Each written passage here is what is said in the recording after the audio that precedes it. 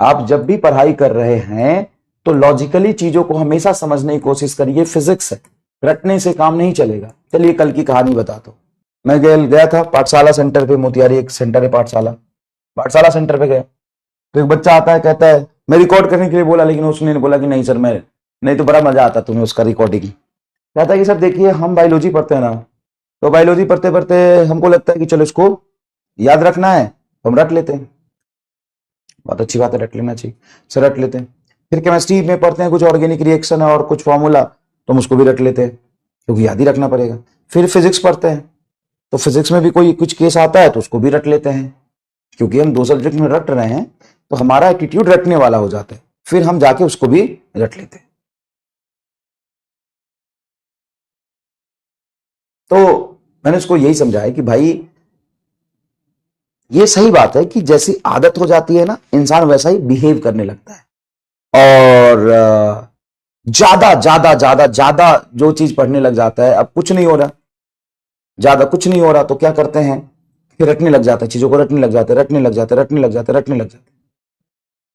तो बायोलॉजी में सर हमको जूलॉजी है तो रट लिया, बोटनी है रट लिया, फिर केमिस्ट्री में कुछ चीजें आई तो रट लिया, अब फिजिक्स में भी आई तो सोचते हैं कि कौन इतना दिमाग लगा के पढ़ेगा, चलो उसको भी रट लेते हैं। तो हमारा दिमाग उस साइकोलॉजी की वजह से वैसा ही काम करने लगता है। और कई बार हम सोचते हैं कि समझते हैं, चलो समझते हैं, लेकिन थोड़ा भी ऊपर नीचे होता है तो सोचते हैं कि चलो रट ही लेते हैं यार। तो समझिए सब्जेक्ट में डिफरेंस है। आप अगर एग्जाम से मेन एग्जाम है और पूरे अप्रैल में अगर बायोलॉजी नहीं पढ़ेंगे आप, और अब पहले आपके नंबर आते थे 320 330 बायोलॉजी में, और पूरे अप्रैल में बायोलॉजी नहीं पढ़ेंगे तो नंबर घट के हो जाएगा 110 120।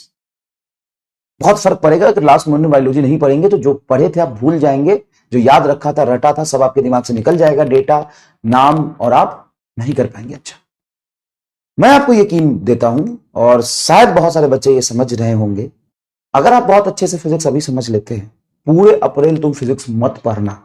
अगर तेरे 140 130 नंबर आ रहे हैं टेस्ट में तो फाइनली तेरे 120 आएंगे, 115 आएंगे, उससे कम 120 आ जाएंगे, इससे कम नहीं आएगा।